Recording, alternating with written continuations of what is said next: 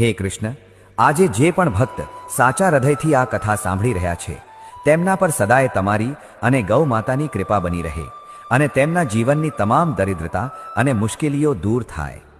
તો ચાલો મિત્રો, જરા પણ વિલંબ કર્યા વિના જાણીએ કે ઉત્તરાયણના દિવસે ગાયને કઈ વસ્તુ ખવડાવવી જોઈએ અને ભગવાન શ્રી કૃષ્ણે ગરીબી દૂર કરવા માટે કયો અદ્ભુત ઉપાય બતાવ્યો છે તે જાણીને આ યાત્રાનો પ્રારંભ કરીએ.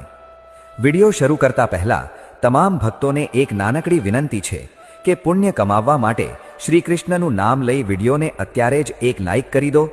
મિત્રો, મકર સંક્રાંતિ હિન્દુ ધર્મનો એક મુખ્ય તહેવાર છે.